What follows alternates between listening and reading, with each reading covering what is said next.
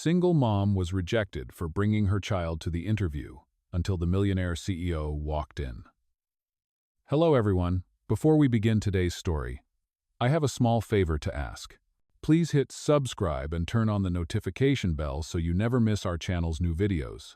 It's quick, free, and the best way to support us in bringing you more dramatic stories. Your support means the world to us.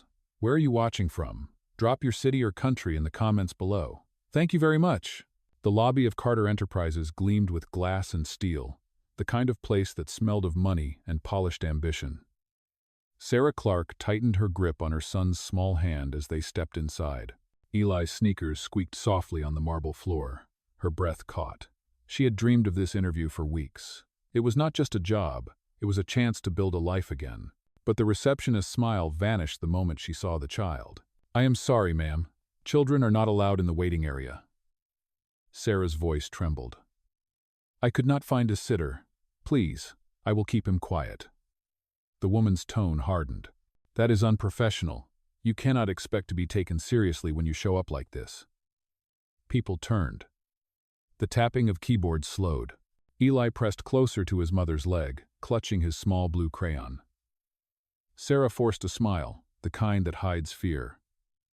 "We will not cause any trouble. I just need 10 minutes. The receptionist sighed, picked up the phone, and murmured something Sarah could not hear. A few seconds later, a door opened. The head of Human Resources appeared, arms crossed, lips pursed. "Miss Clark, we appreciate your interest, but this position requires full availability and focus. Bringing a child to an interview, well, it says a lot." Her cheeks burned. "Please, just give me a chance to explain." "There is nothing to explain. You may leave now." The words fell like a gavel. Eli's crayon slipped from his hand, rolling across the floor. Sarah bent down to pick it up, blinking fast to stop her tears. That was when a deep voice echoed behind them. "Is there a reason this applicant is being dismissed in public?" The crowd parted. A tall man in a tailored gray suit stepped forward, his expression unreadable. The Human Resources manager stammered, "Mr. Cole, She brought her child." "And?" he asked calmly. The marble reflected his polished shoes as he crouched down to Eli's level and picked up the fallen crayon. "Looks like you dropped something, buddy." He handed it back with a faint smile before standing tall again. "I did not realize this company discriminates against responsibility." The woman's face paled. "Of course not, sir." "Good. Then reschedule her interview," he said firmly, then turned to Sarah. "Tomorrow morning, 10 o'clock, my office." She blinked, speechless. "You are?" "Ethan Cole," he said simply. "Chief Executive Officer." The lobby was silent except for the sound of Eli's small voice whispering, "Thank you, mister." Ethan glanced down at him and smiled. "You are welcome, kiddo."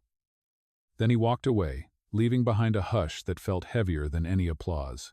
Sarah stood frozen, her heart pounding, not knowing that this moment, the humiliation, the kindness, the fallen crayon, would change all of their lives forever. The next morning, the city woke under a pale gold sky. Sarah barely slept. The words from the day before still echoed in her head, every syllable from the man who had stood up for her. Ethan Cole, Chief Executive Officer. She had spent most of the night staring at the email confirmation that had arrived shortly after she got home. "Interview rescheduled, 10 o'clock, Executive Office, Carter Enterprises." Her stomach twisted each time she read it. She had ironed her one good blouse twice and reheated coffee 3 times before she finally gave up trying to calm her nerves. Eli sat on the couch, coloring with the same blue crayon Ethan had picked up for him. "Mom, will that man be there again?" he asked. She smiled faintly, tucking a strand of hair behind her ear. "Maybe, but this time, I have to be brave, okay?" He nodded solemnly. She dropped him off at the neighbor's apartment, thanked the older woman twice, and hurried to catch the bus. Her reflection in the window showed tired eyes and hope trying to stay alive. At 10 o'clock sharp, she stood in front of the massive glass doors of the executive floor. Her heart thudded as the receptionist, this one kinder, ushered her inside. Ethan's office was like something out of another world. The windows stretched from floor to ceiling, overlooking the skyline. The air smelled faintly of cedar and espresso. Ethan was by the window, jacket off, sleeves rolled, reading a file. When he turned, she almost forgot to breathe. "Miss Clark," he greeted, his tone even. "Please, have a seat." She sat, clutching her folder. "Sir, I just wanted to thank you for yesterday." "You did not have to." "I did," he interrupted gently. "What happened in that lobby was unacceptable." He studied her for a moment, his eyes unreadable. "Tell me, what makes you think you are right for this job?" Sarah blinked. "Because I have done this before. Administrative coordination, client reports, scheduling. I may not have a fancy degree, but I know how to keep things running." Her voice steadied as she spoke. "And because I need it, not out of desperation, but because I want to prove I can be good at something again." Ethan leaned back, crossing his arms. "Again?" She hesitated. "After my husband passed, things fell apart. I was out of work for almost a year, and nobody wants to hire someone with gaps on her resume, especially someone with a child." Silence stretched between them. Outside, a distant siren wailed. Ethan's expression softened, though his voice stayed firm. "You said you are good at keeping things running. Then tell me, if you had to choose between this job and your son, which would it be?" Sarah looked up, startled by the directness of the question. "Neither," she said after a long breath. "I work for him. Every late night, every worry it is for him. Choosing between the two does not make sense, because one gives meaning to the other." Ethan tapped a pen against the desk, thoughtful. "That is a better answer than most executives I have interviewed." She blinked, unsure if he was teasing. He stood and walked to a small coffee table. "Cream or black?" She hesitated. "Black, please." He poured 2 cups, handed her one, and gestured toward a small canvas on the shelf. It was Eli's drawing from the day before, now framed. She gasped quietly. "You kept it?" "He gave it to me. Said I was a good guy. That is not something you throw away." His mouth curved into a faint smile, then faded as he looked back at her. "Miss Clark, the truth is, I need someone who understands people, not just spreadsheets. Someone grounded. This company has enough degrees and egos." He set his cup down. "You can start Monday. Provisional hire for 3 months." Sarah's lips parted in disbelief. "Are you sure?" "Completely," he said. "But there is one condition." Her heart skipped. "Yes?" "You do not apologize for being a mother again." For a moment, she could not speak. Then she stood, her hands trembling as she reached for his. "Thank you, Mr. Cole." "It is Ethan," he corrected softly. She nodded. "Thank you, Ethan." As she left the office, sunlight spilled across the marble hallway. Her reflection in the glass looked different now, still tired, still human, but no longer invisible. In the elevator, she exhaled the breath she had been holding all morning.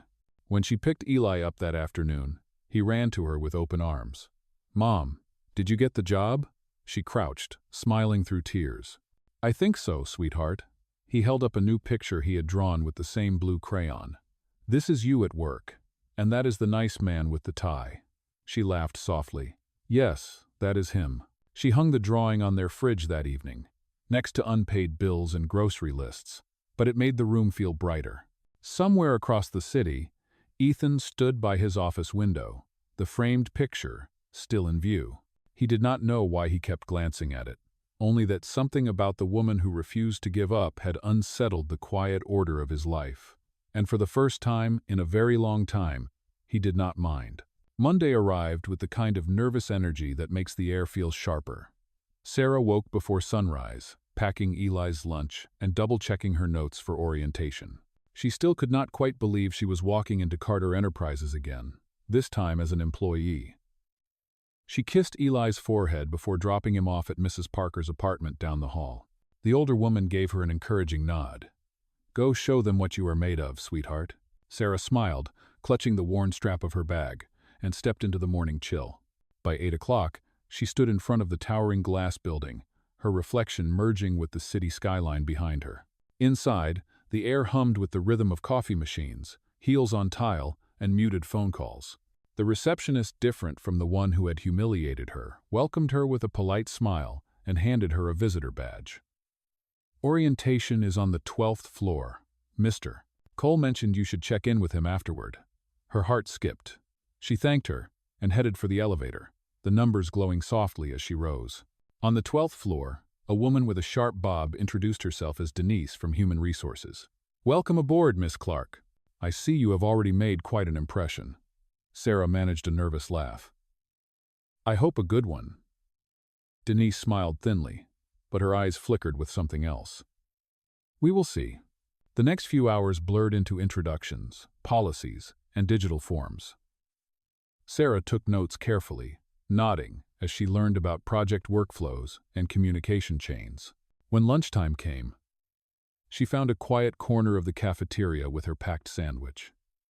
Across the room, she noticed clusters of employees chatting, their laughter easy, their designer clothes crisp.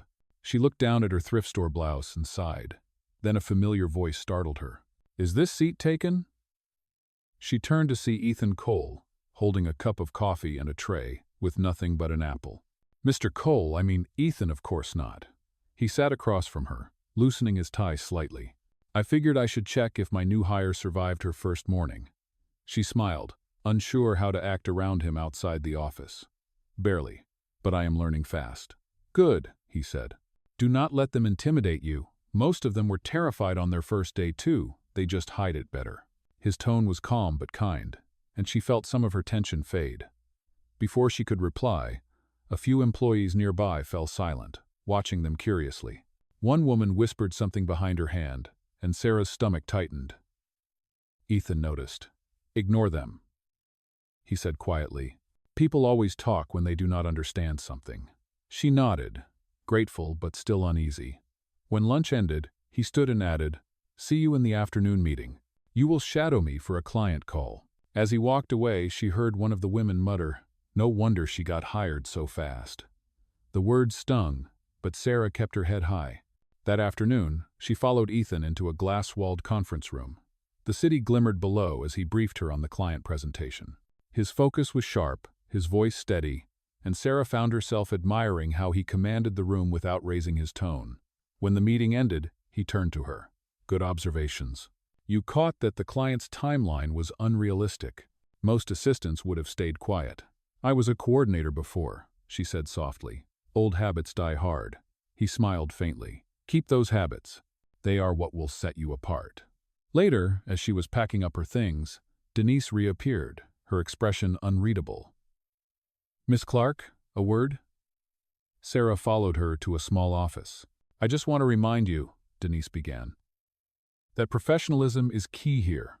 Lunching with the chief executive officer might give the wrong impression." Sarah's chest tightened. "He asked me to join him. I did not mean—" "Of course not," Denise said, her tone dripping with politeness. "I am sure it was innocent. Just be careful. People notice everything in this building." When Sarah returned home that evening, Eli ran to her with open arms. "How was your first day, Mom?" She crouched to hug him. "It was good. A little scary, but good." "Did you see the man again?" he asked. "Mr. Cole?" "Yes," he said. "Hi," she said, smiling as she tucked him into bed later that night. But when the lights went out, she sat at the small kitchen table, the hum of the refrigerator filling the silence. The words from Denise replayed in her mind, souring what had been a bright start. Across town, Ethan sat in his office long after dark, the framed crayon drawing still on his shelf. His sister and chief operations officer, Rebecca, stepped in, her heels clicking on the floor. "You have a new hire everyone is whispering about," she said. "The single mom from the lobby." Ethan leaned back, unfazed. "She earned her place." "Or maybe you are being sentimental again," Rebecca said. "This company cannot run on sympathy." He met her gaze, calm but firm. "It runs on people. Do not forget that." When she left, he glanced once more at the framed drawing. Something about that blue crayon line, the uneven curve of a child's hope, reminded him why he had built everything in the first place. And though he did not realize it yet, that simple act of kindness in the lobby was only the beginning of a bond that neither of them could explain. 2 weeks passed at Carter Enterprises, and Sarah was finally finding her rhythm. The building that had once terrified her now felt almost familiar. She arrived early each morning, organized reports before sunrise, and stayed late after everyone else had gone home. The quiet hours comforted her. They gave her space to breathe, to feel useful again.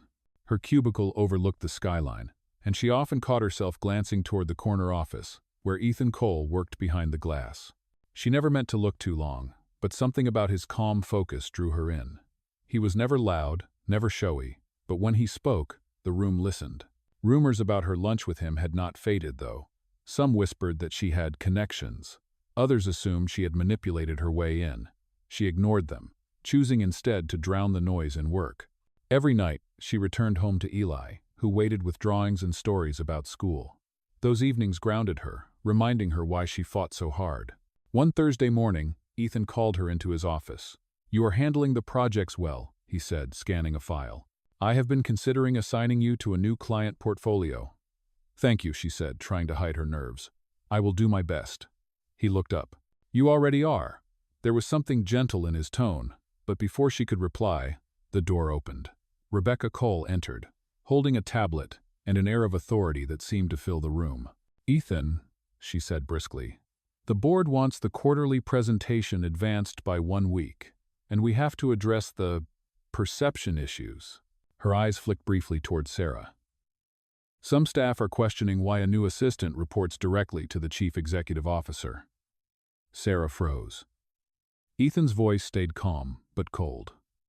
"Because I assigned her. She is qualified." "That is not the point," Rebecca replied. "Optics matter. The press will twist any story they find, and your compassion sometimes looks like favoritism." "If compassion is a flaw," Ethan said quietly, "I am fine with that." Rebecca exhaled sharply, muttering something about damage control as she left. The silence afterward was heavy. Sarah stood, feeling the weight of the exchange.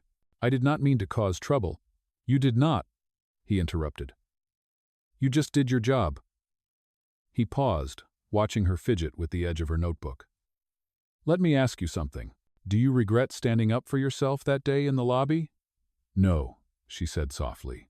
"If I had not, I would have kept teaching my son that silence is safer than dignity." Ethan's expression shifted respect, maybe even admiration. "Then do not let anyone make you doubt that." The rest of the day passed in a blur. That evening, Sarah stayed late to finish compiling data for the presentation. Most of the floor lights were off when she noticed movement through the glass. Ethan, still working. She hesitated, then knocked lightly on his open door. "I did not expect you to still be here," he said, looking up from his laptop. "I could say the same," she replied with a small smile.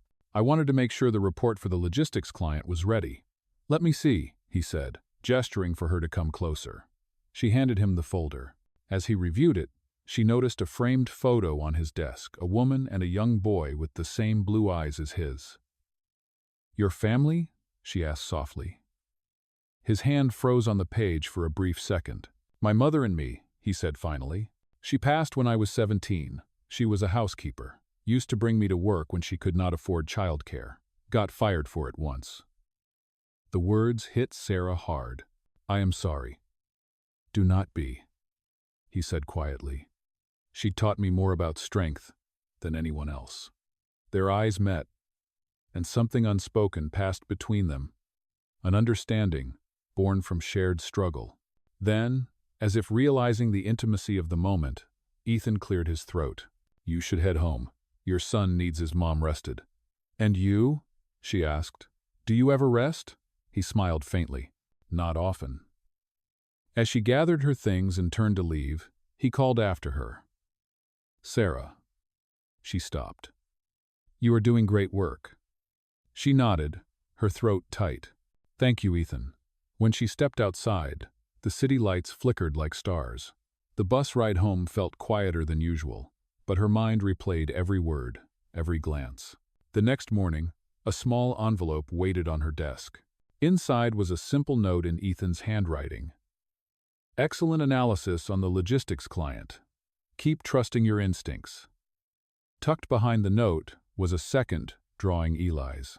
The blue crayon line traced a tall man handing a smaller one, a crayon. The caption said, "My mom's friend from work." She smiled, realizing Eli had somehow left it in her folder, and Ethan had returned it. As she placed the drawing beside her keyboard, she whispered, "We are going to be okay." But deep down, She sensed that the quiet connection growing between her and the man who had once been a stranger in a lobby was about to face its first real test. Friday arrived with the hum of anticipation across Carter Enterprises. The air buzzed with preparation for the upcoming board presentation, and the entire team was on edge. Sarah had spent the last 3 nights perfecting the data summary Ethan would deliver, checking every chart and line of text until her eyes burned. She arrived early that morning, carrying a cup of coffee in one hand and Eli's latest drawing tucked safely in her planner. The drawing showed a tall building with stick figures at the top. Beneath it, Eli had written in large, uneven letters, "My mom works in the clouds." It made her smile every time she looked at it. As she stepped off the elevator, Denise from Human Resources intercepted her. "Miss Clark, I need those financial briefs for the meeting." Sarah nodded quickly. "They are printing now." "Good. Mr. Cole has requested you bring them directly to the boardroom." Denise's voice carried a trace of resentment. But Sarah ignored it and hurried toward the copy room. 10 minutes later, she entered the boardroom just as the meeting was about to start. Ethan stood near the head of the table, discussing projections with the directors. When he saw her, he offered a small nod of acknowledgement. "Thank you, Miss Clark," he said, taking the folders from her hands. As she turned to leave, Rebecca entered, her expression sharp and unreadable. "Ethan, we need to talk about public relations after this," she said pointedly before glancing at Sarah.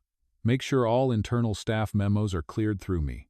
Sarah nodded politely, though the tension in the room was unmistakable. She spent the rest of the morning assisting with notes and logistics from the back of the room, careful not to draw attention. During a brief break, one of the junior managers leaned over and whispered, "You know people are saying you are his favorite." Sarah stiffened, but kept her focus on her tablet. "That is not true," she said quietly. The man smirked. "Maybe not, but perception is everything." She did not reply. The meeting stretched into the afternoon. When it finally ended, Ethan asked her to stay behind. "You handled yourself well," he said, setting the files aside. "Thank you for keeping things organized." "It is my job," she said, offering a small smile. "Still, I appreciate it." He paused, noticing her fatigue. "When was the last time you took a day off?" "I cannot afford to," she admitted. "Every hour counts." "Sometimes rest is worth more than hours," he said. "Take tomorrow. Paid." She hesitated. "Are you sure?" "Yes," he said firmly. "Consider it mandatory." Her gratitude caught in her throat. "Thank you, Ethan." As she left the office that evening, the sun was setting, painting the glass walls in shades of amber. She stopped for a moment to look back at the building, feeling both proud and small against its vastness. The next morning, she kept her promise to rest, or at least to try. She spent the day with Eli at a nearby park, watching him chase bubbles and laugh until his cheeks turned red. For the first time in weeks, her shoulders relaxed. But her peace was short-lived. That evening, her phone buzzed with a message from a coworker. "You might want to check the office group chat." Her stomach tightened as she opened it. Someone had posted a photo, one taken through the glass wall of Ethan's office, of her handing him a folder. The caption read, "Promotion in progress." Beneath it, the comments multiplied fast, filled with sarcasm and insinuations. Her chest ached. She turned off the phone and pressed her hands to her eyes, fighting tears. When Eli looked up from his crayons, she forced a smile. "Everything's fine, sweetheart." But it was not fine. The next day at work, the stares were heavier. Denise avoided her eyes, and Rebecca barely acknowledged her. Even Ethan seemed more guarded, his words clipped during the morning briefing. She could not tell if he had seen the post, or if someone had already whispered something in his ear. During lunch, she sat alone in the cafeteria. The laughter from nearby tables felt louder than usual. When she stood to leave, 2 employees stopped talking abruptly, exchanging a knowing look. Her throat tightened as she hurried toward the elevator. That afternoon, Ethan called her into his office. His tone was calm but serious. "Sarah, I need to ask you something," he said. "There are rumors going around, false ones. I want you to know you have nothing to worry about. But I also need to know if this is making your work environment hostile." Her eyes burned. "It is not easy, but I can handle it." He studied her for a long moment. You should not have to handle cruelty alone. People will always talk, she said softly. I just want to keep my job. You will, he said firmly. I will make sure of that. She looked at him, unsure whether to believe it. Why do you care so much? He hesitated before answering. Because someone once cared about me when no one else did. His voice softened. You remind me of that. Before she could reply, his phone rang. He picked it up, and the warmth in his expression faded. What? He said sharply. A press leak? His gaze shifted toward the window, his jaw tightening. Find out who sent it. When he hung up, he turned back to Sarah. I need to handle this. Go home for now. I will call you tomorrow. As she walked out, confusion and dread mixed in her chest. She could not shake the feeling that something far bigger was unfolding, something that might decide not only her career, but everything she had begun to rebuild. That night, Sarah lay awake, staring at the ceiling, the glow of the streetlight spilling across her small apartment. Her phone was silent on the table, though she had checked it dozens of times. Ethan had not called. The silence felt heavier than the rumors that had started all this. In the next room, Eli slept peacefully, his tiny hand clutching the stuffed bear he never let go of. She turned on her side, listening to the soft rhythm of his breathing. It was the only sound that still calmed her heart. When morning came, she brewed coffee and packed Eli's lunch, her hands moving automatically, though her thoughts were far away. Mrs. Parker greeted her in the hallway, her voice cheerful as always. Morning, dear? Long night? Sarah nodded weakly. Just tired. Work things. Keep your chin up, the older woman said. The good ones always make it through the storm. Sarah smiled faintly before hurrying off. At Carter Enterprises, the lobby that had once felt like a dream now felt colder. Conversations hushed as she passed, and she could sense eyes following her to the elevator. When the doors closed, she exhaled, pressing her back against the mirrored wall. On the 14th floor, Ethan's assistant, Mark, met her with a strained expression. Mr. Cole asked that you wait in the conference room, he said. He is finishing a call. She nodded, clutching her notebook as she entered the empty space. The city stretched beyond the glass, glittering but distant. After several minutes, Ethan walked in, his jaw tight and his phone still in his hand. The press has the photo, he said simply, and they are running with the story. Her stomach dropped. What story? That you and I are involved. His voice was flat, but his eyes betrayed anger. Someone leaked internal footage, twisted it into a scandal. Sarah's breath caught. That is not true. You know that. Of course I do, he said quickly. But perception is a dangerous thing. The board is panicking. Rebecca wants to suspend you until it blows over. The room tilted slightly around her. Suspend me? I did nothing wrong. I know. He rubbed a hand over his face. But they think it will protect the company. She felt heat rise in her chest, a mix of fear and humiliation. Protect the company or protect you? The question slipped out before she could stop it. He looked at her, wounded but calm. Both, maybe, but I will not let this end your career. It already has, she whispered. You know how people look at me now. The silence between them stretched, heavy with everything neither of them could say. Then his phone buzzed again. He ignored it.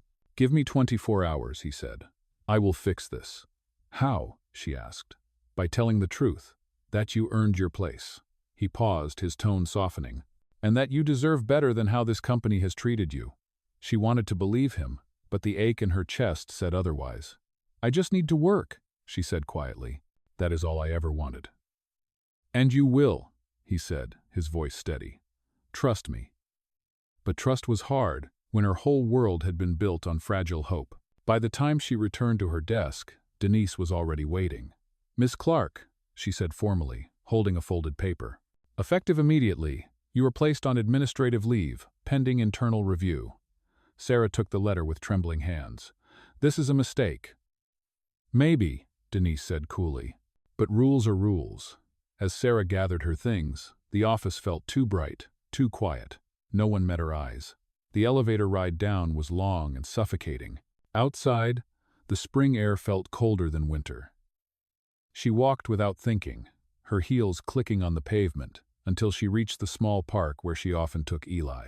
Sitting on a bench, She opened her bag and pulled out the drawing he had made, the one that said, "My mom works in the clouds." Tears blurred the words. She had promised him stability, promised that things would be different this time. Across town, Ethan stood in the boardroom facing his sister and the directors. "You cannot punish her for a lie," he said sharply. Rebecca folded her arms. "We are not punishing her, Ethan. We are protecting the company from your impulsive decisions." "My decisions are the reason this company exists," he shot back. The room fell silent. "She will not be your scapegoat." "Then whose fault is it?" one of the directors asked. "Do you think the shareholders care about your moral crusade? They care about headlines." Ethan's gaze hardened. "Then let me handle the headlines." He walked out before anyone could stop him. That evening he sat alone in his office, the framed crayon drawing staring back at him from the shelf. The city lights flickered in the glass, and for the first time in years, he felt powerless. He reached for his phone, hesitated, then typed a message. "Sarah, please meet me tomorrow morning. There is something I need to show you." When she read it hours later, sitting in the dark beside her sleeping son, she did not know whether to hope or to guard what little was left of her heart. But she knew one thing: the man who had once stepped out of an elevator and defended her might be the only person left willing to do it again.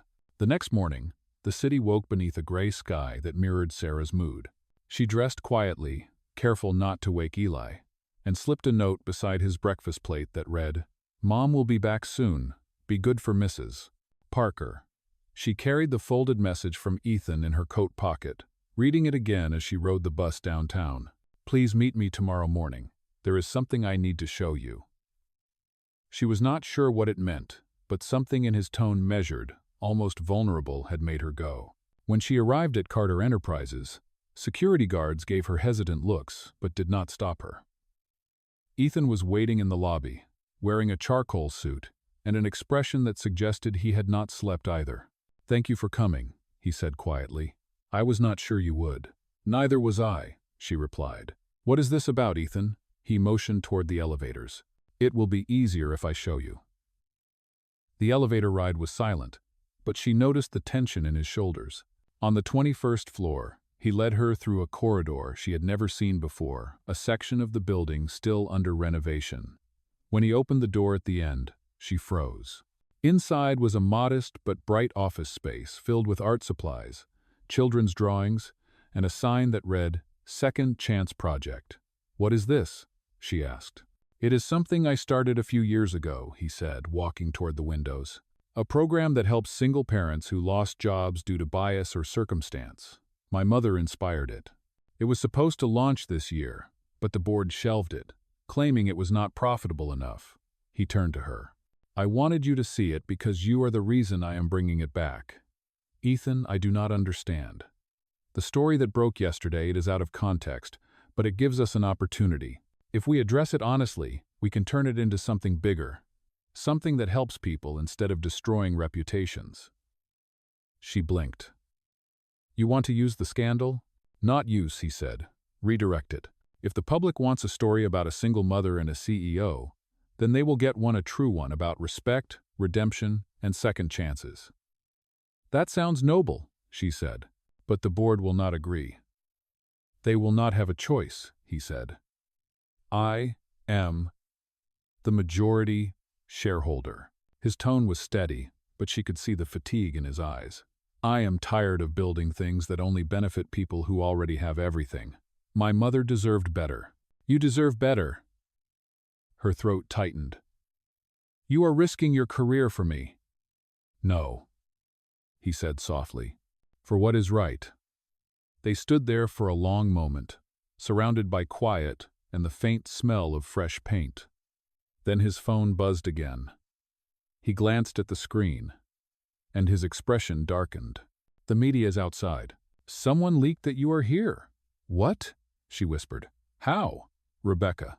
Most likely," he said bitterly. "She wants to prove I cannot separate emotion from leadership." He stepped closer. "I need you to trust me. Do not say anything to them. I will handle this." Before she could answer, voices echoed from the hallway. Reporters. The door burst open, and flashes exploded across the room. "Mr. Cole, are the rumors true? Is this the woman in question?" Sarah froze as cameras turned toward her. Ethan stepped in front of her instinctively. "This woman is my employee," he said firmly. "And what you are doing right now, harassing a mother who is simply trying to work, is exactly why this program needs to exist." "So you admit the relationship?" someone shouted. "I admit that she represents everything this company should stand for," he said. "Courage, resilience, and integrity. If that is controversial, then maybe we need better values." The reporters kept shouting, but he guided Sarah out a side door, his hand lightly on her shoulder. Once outside, she exhaled shakily. "You did not have to defend me like that." "Yes, I did," he said, "because they were wrong. And now they will destroy you too," she said quietly. "Let them try," he replied, his voice calm but resolute. Later that afternoon, as she rode the bus home, Sarah scrolled through her phone. A video of Ethan's confrontation was already trending. The caption read, "CEO defends single mother employee, launches equality initiative." The comments surprised her. Many were kind. Finally, a leader who understands real people. This woman deserves support. Hire more like her. She stared at the screen, stunned. When she reached her apartment, Eli ran to her, holding up a newspaper he had found at Mrs. Parker's. "Mom, you are famous," he said, his eyes wide. She laughed, half in disbelief, half in relief. "I think that is a first." She hugged him tightly, the weight of the last few days easing just a little. That night, as she tucked him into bed, she whispered, "You see, Eli? Sometimes the truth fights its way out." Across town, Ethan sat alone in his dimly lit office, his phone buzzing nonstop. Rebecca's name flashed on the screen, but he ignored it. Instead, he looked out at the skyline, the same view his mother once dreamed of from her small apartment miles away. For the first time in years, he felt he was honoring her memory, not by building another company, but by protecting someone who reminded him of the strength she had taught him to believe in. The next few days unfolded like a storm that refused to end. Sarah tried to go about her routine, making breakfast, walking Eli to school, and pretending everything was normal. But the truth followed her everywhere. People on the street whispered, some curious, others judgmental. Still, amid the noise, there was an undercurrent of support she did not expect. Messages poured into her email from women and single parents across the city. Some thanked her for standing up to unfair treatment. Others shared their own stories of rejection. It was overwhelming, yet deeply human. Across town, Ethan faced his own battle. The board had called an emergency meeting to question his decisions. Rebecca stood at the head of the long glass table, her tone sharp. "You went against protocol, Ethan. You used company resources to push a personal narrative. That video of you and that woman, do you realize what it has done?" Ethan leaned forward, his voice steady. "Yes, it showed the world that leadership is not about silence. It is about action." "You sound like a politician," Rebecca snapped. "Our stock dropped 6% overnight. And it will rise again when people see the truth," he countered. "The Second Chance project is already gaining traction. I have sponsors calling me from 3 different cities." She frowned. "This is not about charity. This is about control. You let your emotions cloud your judgment." He exhaled slowly. "Maybe it is time this company had some emotion." The room fell silent. Even the board members, who usually sided with Rebecca, seemed uncertain. When the meeting ended, Ethan returned to his office, where the noise of the city pressed softly against the windows. He opened his laptop and pulled up the campaign proposal Sarah had drafted for the project weeks ago. Her words were simple but powerful. "Every person deserves the dignity of a second chance." He smiled faintly. That afternoon, he called her. "I need your help," he said. "Are you ready to come back?" She hesitated. "Ethan, I thought I was suspended." "You were," he said, "but I overruled it." "You can do that?" "Apparently I still can," he replied. "Meet me at the office at 2. We are relaunching the project." When she arrived, the tension in the building was palpable. Some people avoided looking at her, but others nodded politely, as if respect had replaced gossip. In the conference room, Ethan stood beside a whiteboard covered in plans. "We have 1 week to turn this around," he said. "We are going public with the Second Chance initiative. The press will be watching, and I want you front and center." Sarah's eyes widened. "Me? Ethan, I cannot." "You can," he said firmly. You are the story, Sarah, not the scandal, the strength. She swallowed hard. What if I fail? Then we fail together, he said, and something in his voice made her believe him. Over the next few days, they worked side by side. She drafted outreach letters, contacted local shelters, and designed a presentation for the media event. The long hours blurred into nights filled with coffee cups, tired laughter, and quiet understanding. Ethan often stayed late, helping her refine the wording or checking data. Sometimes their hands brushed as they reached for the same paper, and both pretended not to notice. Yet, underneath the surface, something fragile and real was beginning to take root. On the morning of the event, Sarah stood in front of a mirror, smoothing her modest navy dress. Eli tugged at her sleeve. You look like a superhero, Mom. She laughed softly. Superheroes do not wear heels, kiddo. Maybe the good ones do, he said proudly. At Carter Enterprises, the main hall had been transformed into a press venue. Banners read, Second Chance Project, Empowering Working Parents. The air buzzed with cameras and murmurs. Ethan found her just before the event started. You ready? He asked. She nodded, though her palms were damp. Just do what you always do, he said. Speak from your heart. When the lights dimmed and the spotlight turned to her, Sarah took a deep breath and stepped forward. My name is Sarah Clark, she began, her voice trembling slightly. I came to this company looking for a job and found judgment instead. But I also found someone who believed that compassion and professionalism do not have to be enemies. The room was silent. There are parents out there, single mothers, single fathers, who have been told they are too distracted, too complicated, or too weak to deserve opportunity. I am here to tell you they are not. They are strong. They are resourceful. They are enough. When she finished, the applause began softly, then grew louder until it filled the hall. Ethan watched from the side, pride flickering in his eyes. Later, as the reporters swarmed around her, asking questions about her story, she looked toward him.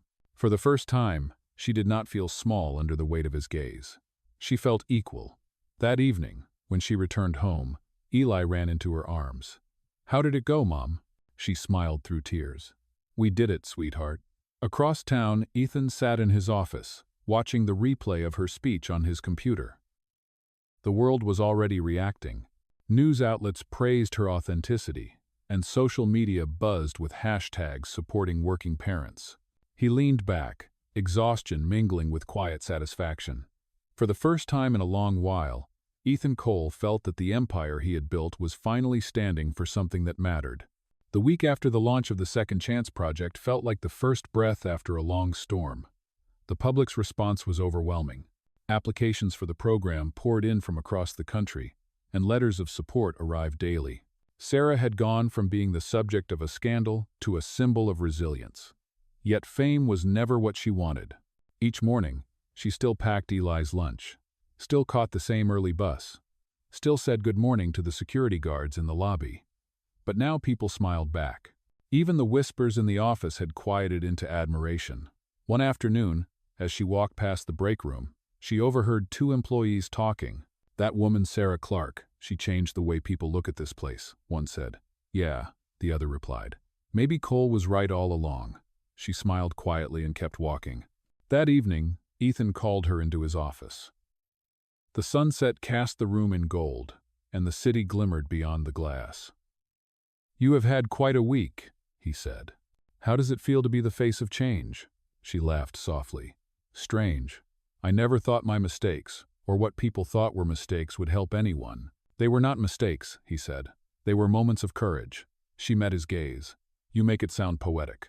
Maybe it is, he replied, his voice lower now. For a second, the room grew quiet, filled only with the hum of the city below. Then he handed her a folder. The board approved expansion for the Second Chance Project. I want you to lead the operations team. She froze. Me? You earned it, he said. This program started with your story. No one understands it better than you. Ethan, I am not a manager. I have never led a team. You lead every day, he said gently. You lead your son. You lead by example. That is what matters. Her throat tightened. "I do not know what to say." "Say yes," he said, "and we will figure the rest out together." After a long pause, she nodded. "Yes." His smile was small but genuine. "Good. We start Monday." Over the next few days, she threw herself into the new role. She worked late, balancing meetings, training sessions, and program logistics. Yet, even in the chaos, she found joy in watching the first participants arrive. Parents who had been out of work for years, their faces cautious but hopeful. She greeted each one personally, remembering what it felt like to be seen for the first time. One evening, after everyone had left, she was reviewing files when she heard a knock. Ethan stood at the door, holding 2 cups of coffee. "You are still here," he said. "So are you," she replied with a tired smile. He handed her a cup and leaned against the wall. "You know, you have done more in 2 weeks than most departments do in a year. That is because you believed in me," she said, "and I could not let you down." "You never have," he said quietly. They sat in comfortable silence for a moment, watching the lights of the city flicker like distant stars. Then he spoke again, softer this time. "When my mother lost her job, she told me something I never forgot. She said, 'The only thing more powerful than money is mercy.' For a long time, I thought she was wrong. But now I see she was right." Sarah looked at him, her heart stirring. "She must have been an incredible woman." "She was," he said, "a lot like you." The words hung in the air, warm and fragile. Sarah looked away, unsure how to respond. "I should probably head home," she said finally. "Eli has a school project due." "Of course," he said, standing. "Tell him I said hello. You still remember his name?" "I remember everything," he said simply. She smiled, gathering her things. As she walked toward the elevator, she turned back. "Ethan," she said softly, "thank you for everything." "Do not thank me yet," he said with a faint grin. "We still have a lot of work to do." The doors closed between them, but the feeling lingered. That night, at home, Eli was waiting with a poster board covered in drawings. "Mom, look, I made a project about heroes." She crouched beside him. "Who is that?" He pointed to a stick figure in a blue tie. "That is Mr. Cole. He helps people like you." She smiled through the sudden sting in her eyes. "Yes, he does." Then he pointed to another figure beside the first. "And that is you, Mom. You help people too." She kissed the top of his head. "We help each other, sweetheart." Across the city, Ethan sat at his desk long after midnight, the framed crayon drawing still watching over him. He thought about Sarah's words, her courage, and the way she had transformed not just his company, but him. For the first time in years, he allowed himself to imagine something beyond the walls of Carter Enterprises, something personal, something real. And though he would never admit it out loud, the truth was simple. The woman who had walked into his lobby with nothing but hope had changed everything he thought he knew about success. By the time autumn painted the city in amber and gold, Sarah had become an essential part of Carter Enterprises. The Second Chance project was thriving under her leadership, and her quiet confidence began to ripple through the company culture. Employees who once whispered behind her back now sought her advice. The walls that had once felt cold and intimidating now echoed with a sense of purpose. Yet, despite the success, Sarah still carried humility in her every step.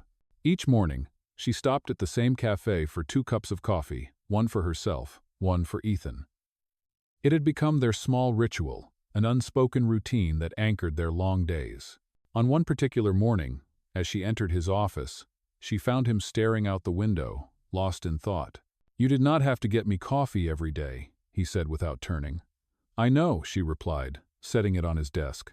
"But I figured even CEOs need caffeine to survive." He smiled faintly, then gestured for her to sit. "You have been working non-stop for months. I was thinking you should take some time off."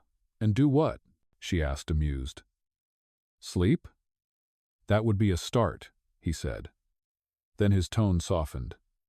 "You have given everything to this project, Sarah. You deserve a break."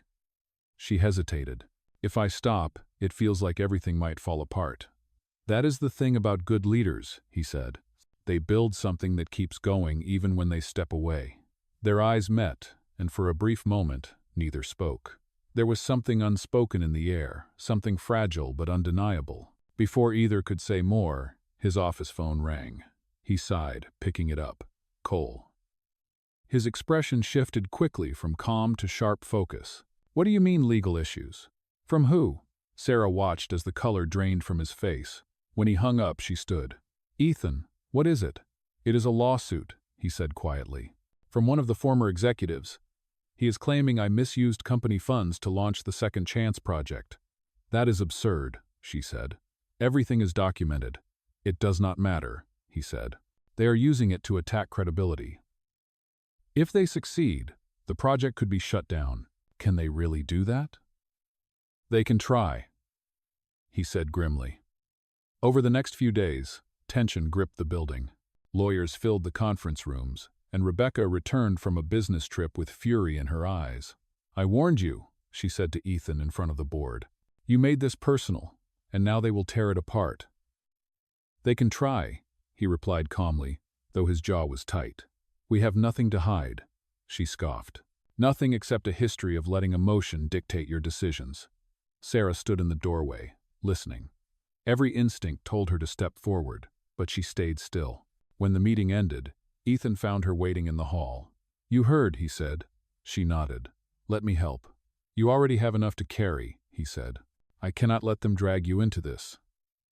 You do not have to let me, she said firmly. I am already in it. Later that evening, she sat at her kitchen table surrounded by files and notes. Eli played quietly nearby, drawing another picture of skyscrapers and stick figures. You are working again? He asked. Just a little, she said. Mr. Cole needs help. He always helps you, Eli said wisely. Maybe it is your turn. His words made her smile.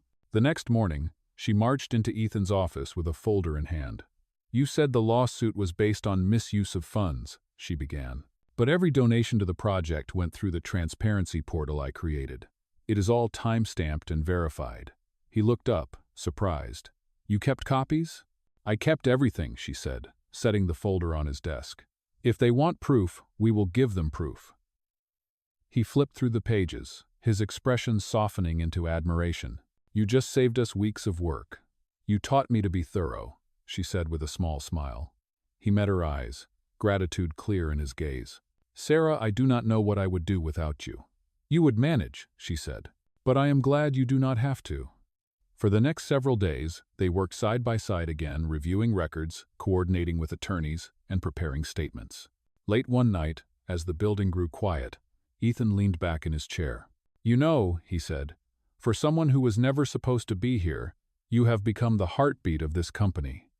She laughed softly. That is funny. I thought you were the heart. Maybe we are both, he said, his voice barely above a whisper. Silence settled between them again, comfortable and charged. Outside, rain began to fall against the glass, the city lights blurred in silver streaks. For a long moment, they just sat there, two people who had fought the same storm and somehow found calm within it. When she finally stood to leave, he said, Sarah, no matter what happens with this lawsuit, the project will survive. Because people believe in it. Because they believe in you. She turned, her voice quiet but steady. And I believe in you. Across the city, thunder rolled, low and distant. But for the first time in a long while, neither of them felt afraid of the storm ahead. The lawsuit grew louder in headlines as autumn deepened into early winter. News anchors debated whether Ethan Cole's Second Chance project was a genuine act of compassion or a reckless misuse of corporate funds. For Sarah, it was surreal watching the company she had helped rebuild now stand trial in public opinion. Each morning, she walked through the same glass doors, pretending not to notice the reporters waiting outside. She focused on work, on data, on keeping herself steady. But the air inside Carter Enterprises had changed. Whispers followed her again, softer this time but edged with fear. Some employees worried about layoffs if the lawsuit succeeded.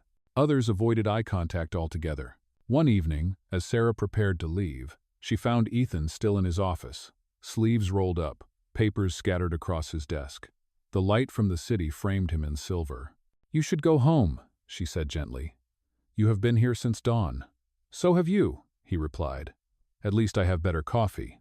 She smiled faintly. Any news?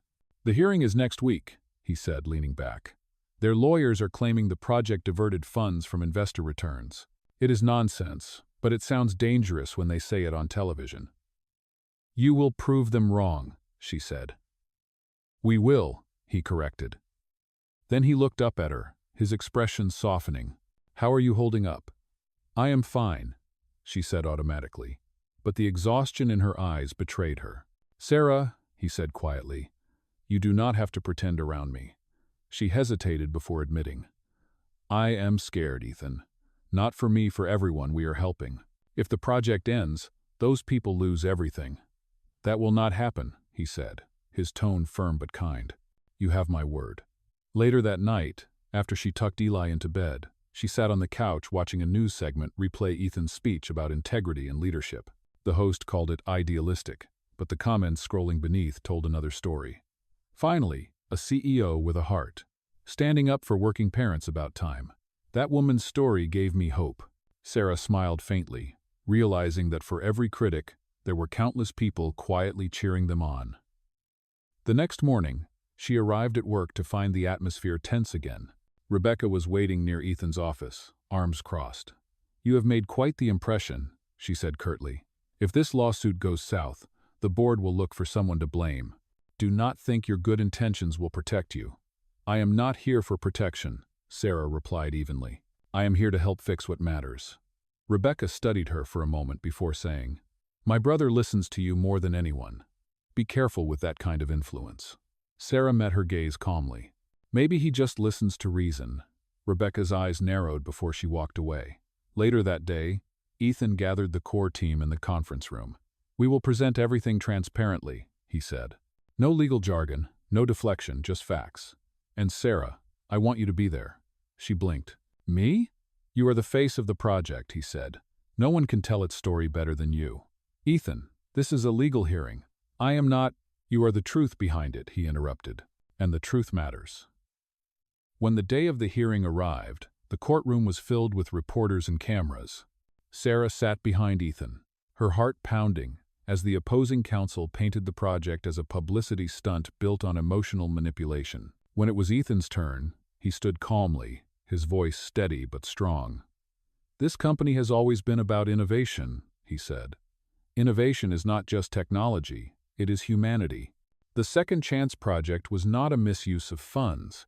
It was an investment in people who were left behind by systems that value numbers more than lives. The judge nodded slightly, listening. Then Ethan gestured toward Sarah. The woman sitting behind me is proof of what this project stands for. She was judged for being a mother, rejected for her circumstances, and now she leads a program that has helped over 100 families find work and dignity again. If that is failure, then maybe we need more of it. A quiet murmur spread through the room. The opposing lawyer objected, but the judge allowed Ethan to finish. When the session adjourned, Sarah followed him outside into the cool air. You spoke beautifully, she said. You reminded them what matters. So did you, he said. Just by being there. Reporters swarmed them immediately, cameras flashing, questions flying.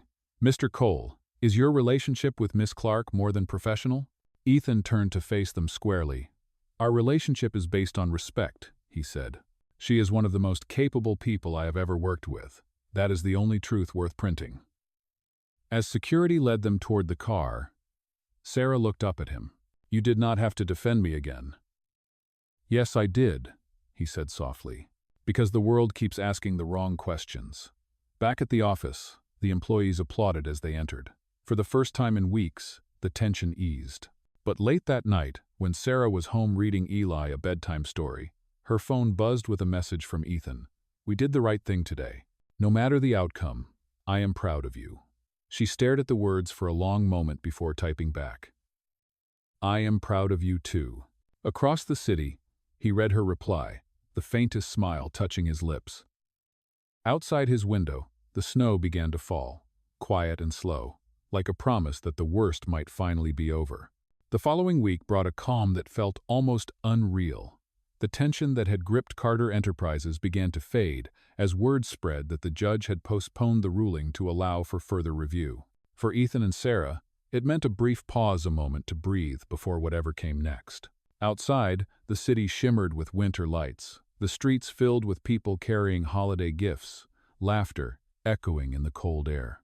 Inside the office, however, the atmosphere was quieter, softer. Employees had begun decorating the lobby with garlands and ribbons, trying to restore a sense of normalcy. Sarah arrived early one morning, her breath visible in the crisp air, carrying a box of donated coats from the Second Chance families. She found Ethan already there, leaning over the conference table with a cup of coffee. "You never sleep, do you?" she said, setting the box down. "Only when the world lets me," he replied with a tired smile. "What is this?" "A gift from the people the project helped," she said. "They wanted to thank you." He opened the box and pulled out a small knitted scarf. A note was attached. "For the man who gave us warmth when the world was cold." Ethan's eyes softened. "They are thanking the wrong person." "No," Sarah said gently. "They are not." That day, the company hosted its annual charity luncheon, a tradition Ethan had started years before. The ballroom was filled with employees, families, and volunteers. Sarah helped coordinate the event, moving between tables with quiet grace.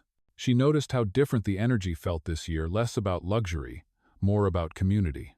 When Ethan stepped up to the microphone, the room grew still. "This year tested us," he began. "We faced judgment, doubt, and fear.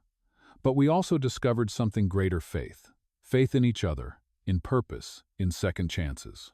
Applause rippled through the crowd. Sarah stood at the edge of the room, watching him speak with a mix of pride and something deeper she could not name. After the event, as guests began to leave, Ethan approached her. "I have been thinking," he said, "about what comes next." "You mean the case?" she asked. "No," he said. "I mean life, after all of this." She blinked. "You think about life?" "More than I used to," he admitted. "For a long time, my world was numbers, deadlines, and expectations. But lately, it feels like it could be more." His words hung in the air, tender and uncertain. Before she could respond, Eli appeared at her side, holding a small plate of cookies. "Mom, look, they have chocolate chip." Ethan smiled, crouching to meet the boy's eyes. "Those are the best kind. How are you, Eli?" "Good," he said shyly. "Mom says you help a lot of people." "I try," Ethan said. "But your mom helps even more." Eli grinned, handing him a cookie. "You can have this one. It is the last." Ethan hesitated. "Are you sure?" "Yes," Eli said solemnly. "You look like you need it more." Sarah laughed softly as Ethan accepted the cookie. "You have a very generous son. He has a good heart," she said, looking down at Eli with affection. "He gets that from his mother," Ethan said quietly. Later that evening, after the crowd had left, Ethan and Sarah stayed behind to clean up. The lights were dim, the air still scented with pine and cinnamon. "You know," he said, stacking plates, "when I started this company, I thought success meant never needing anyone." "And now?" she asked. "Now I think it means having someone to build with," he said. "Someone who believes when everything else falls apart." She looked at him, her heart thudding softly in her chest. "That sounds like a dangerous thought for a CEO." "Maybe," he said with a small smile, "but it is the truest one I have ever had." They stood there for a long moment, the distance between them shrinking until it felt like the air itself was holding its breath. Then Sarah stepped back slightly, her voice gentle. "We should finish cleaning before security throws us out." "Always practical," he teased. "Someone has to be," she said, but there was warmth in her tone. When she finally left that night, the city streets sparkled with snow. As she walked home, her phone buzzed with a message from Ethan. "Thank you for believing in something I had forgotten to believe in myself." She smiled, typing back. "You reminded me too." Across town, Ethan stood by the window of his penthouse, watching the snowfall. He thought about the scarf in his office, the note, and the boy who had given him his last cookie. For the first time in years, he felt a peace that did not come from victory or wealth, but from something far simpler, the quiet certainty that kindness could still change the world. And as snow blanketed the city below, he realized that the woman who had walked into his life carrying both her courage and her child had done more than change his company. She had changed the meaning of his success forever. The first week of January brought both a chill in the air and an unease that Sarah could not quite name. The court's decision was due any day now, and though Ethan tried to remain calm, she could see the fatigue settling into his features. The news networks had begun speculating again, questioning whether Carter Enterprises would survive if the judgment went against them. Still, Sarah continued showing up every day, guiding the Second Chance project as though the world were not waiting to see it fall. On a gray Tuesday morning, she entered Ethan's office to find him standing by the window, staring down at the street below. "You did not sleep again," she said softly. "You can tell?" he asked without turning. "You look like someone who has been thinking instead of resting," she replied. He smiled faintly. "You are not wrong. I keep wondering if all of this was worth it, the risk, the fight." "You already know the answer," she said. "If you had done nothing, none of those families would have jobs right now. None of them would have hope." "And you," he said, finally turning to face her, "would still believe that people like me never change." She shook her head. "I stopped believing that a long time ago." He studied her for a moment, then said quietly, "Whatever happens, I want you to know that you are the best decision this company ever made." The words caught her off guard, leaving her without a reply. Before she could speak, his phone buzzed on the desk. He hesitated, then answered, "Cole." Sarah watched his face pale slightly as he listened. "Understood," he said finally, and hung up. "The ruling just came in," he said. "The judge sided with us. The lawsuit is dismissed." Relief washed over her so quickly that she laughed, the sound half a sob. "Ethan, that is incredible." He smiled, the tension in his shoulders finally easing. "We won, Sarah. We actually won." Before she could think, she stepped forward and hugged him. For a heartbeat, he froze, then returned the embrace gently, one hand resting on her back. It was not romantic, it was gratitude, exhaustion, and something deeper that neither of them dared name. When they finally pulled apart, she said, "Now you can finally rest. And you can finally take that vacation I keep trying to give you," he replied, his smile widening. News spread through the company within the hour. Employees cheered in the hallways, hugging each other as though they had all fought the same battle. The Second Chance family sent messages of congratulations. Reporters outside called it a triumph of conscience over greed. For the first time in months, the air inside Carter Enterprises felt light again. That evening, the staff organized a small celebration in the cafeteria. Laughter echoed off the walls as music played softly in the background. Ethan stood near the edge of the crowd, watching everyone with quiet satisfaction.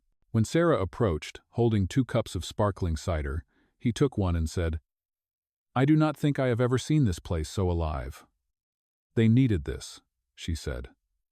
"We all did." "You did most of it," he replied. "I just signed the checks." "You believed in it," she said. "That matters more than money." "You sound like my mother," he said with a soft chuckle. "She used to tell me that belief was the only kind of wealth you could never lose." "She was right," Sarah said. "Maybe that is why you built something so strong. You inherited her heart." His smile faded slightly, replaced by something more introspective. "You know," he said, "for years I thought her kindness was weakness. That is why I buried myself in work. But you reminded me what strength really looks like." She felt her pulse quicken. "I just tried to do the right thing." "You did more than that," he said. "You made me want to be better." The music changed to something slower, softer.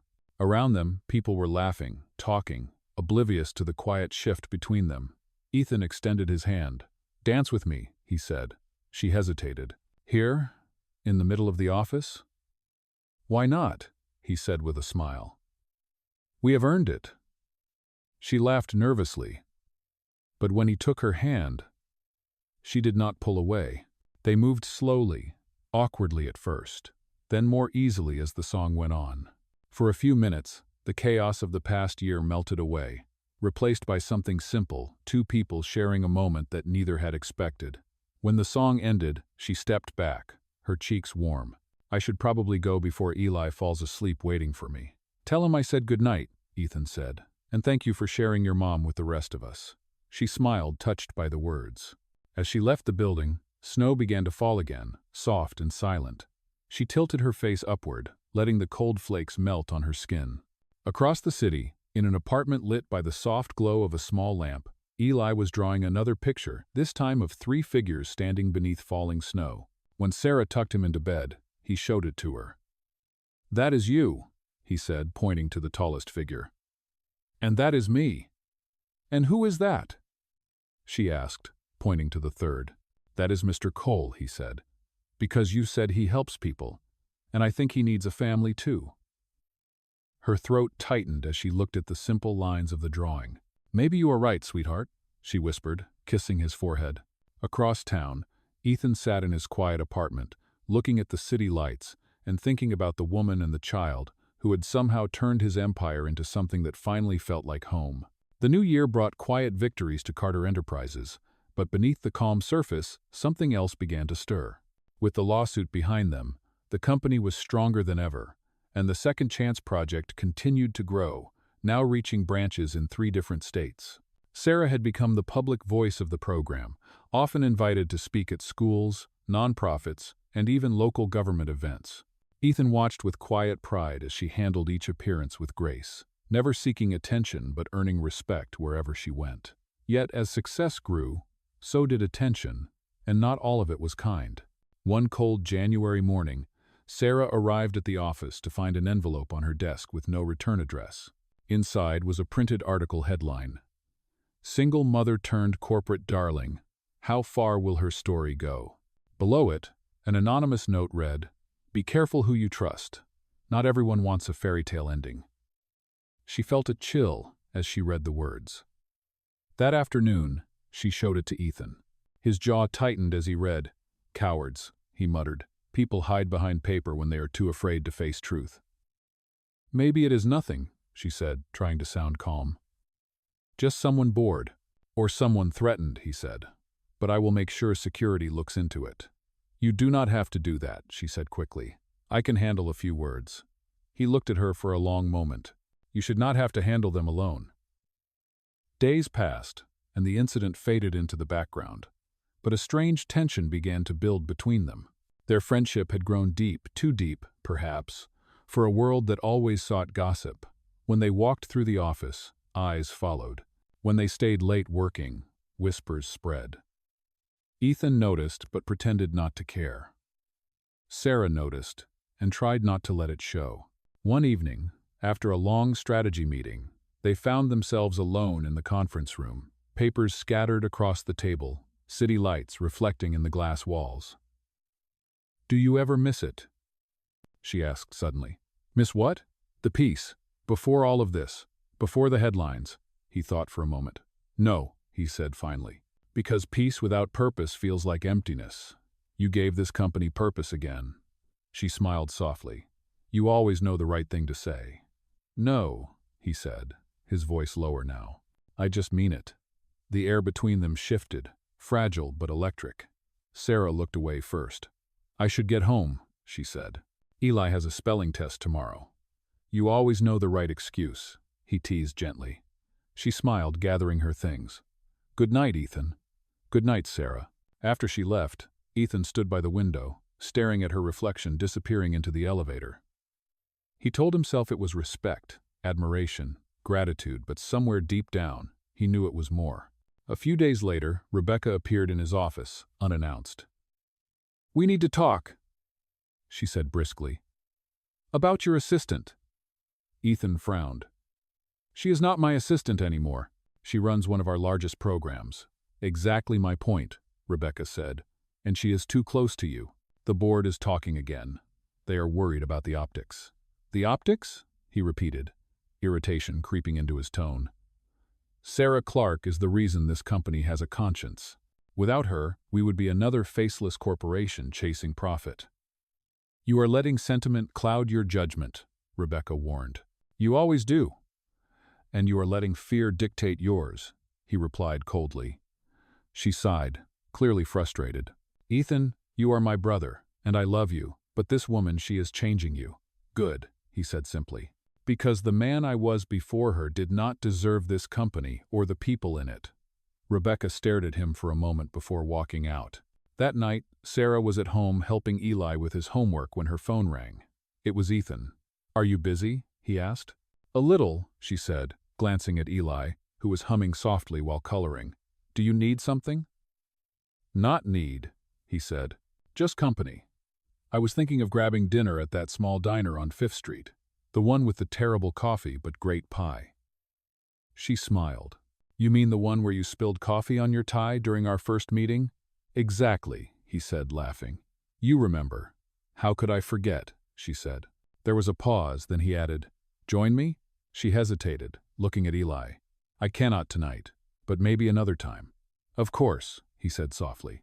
"Good night, Sarah." "Good night, Ethan." After hanging up, she sat for a long moment, staring at her phone. Eli looked up. "Was that Mr. Cole?" "Yes," she said. "He wanted to get pie." "You should go next time," Eli said simply. "He sounds lonely." "He is fine," she said, brushing his hair gently. "He has a whole company to keep him busy." But later, as she tucked him in, she wondered if her son had seen something she was trying hard not to admit. Across town, Ethan sat alone in the same diner, a half-eaten slice of pie growing cold beside him. The waitress refilled his coffee and smiled kindly. "Expecting someone?" He shook his head. "No, just thinking." As he stared out at the falling snow, he realized that for the first time in his life, success felt incomplete without someone to share it with. And though he tried to bury the thought, her name kept rising to the surface: Sarah Clark, the woman who had turned his world upside down, simply by refusing to give up. By late February, the snow had begun to melt, and with it came the feeling that change was close, both for the company and for the people within it. The Second Chance project had officially expanded to its 4th city, earning national attention for its model of social reinvestment. Sarah's name appeared in articles across the country, often beside Ethan's, though she still blushed every time someone mentioned it.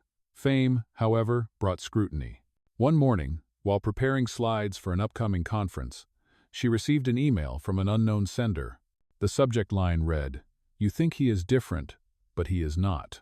The message contained a photo, Ethan shaking hands with a well-known developer accused of corrupt business practices. Beneath it were the words, "Money always wins." Sarah's stomach tightened. The photo looked recent, but she had never heard Ethan mention the meeting.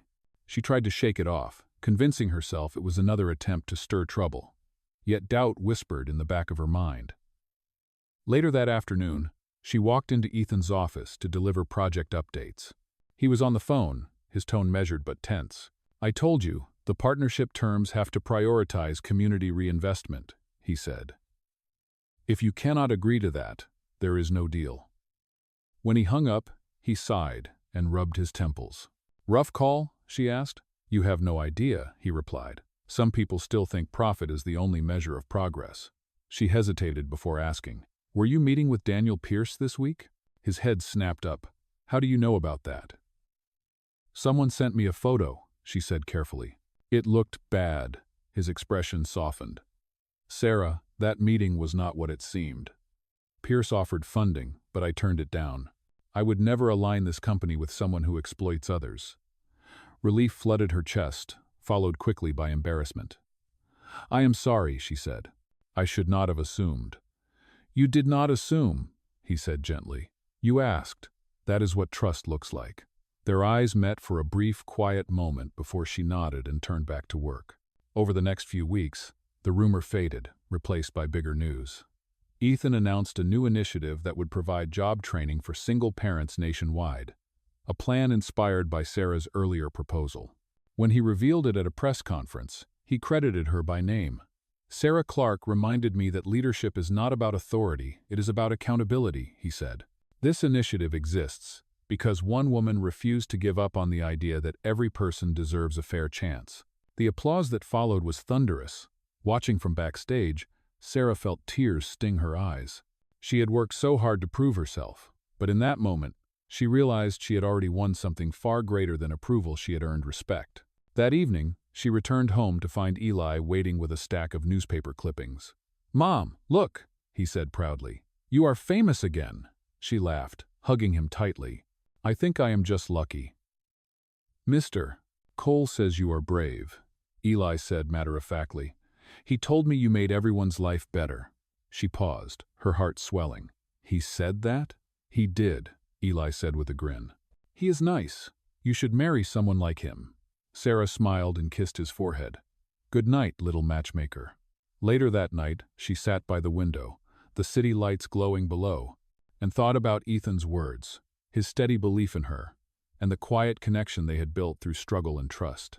The next morning, she arrived at work early to find Ethan in the break room, pouring 2 cups of coffee. You beat me to it, she said.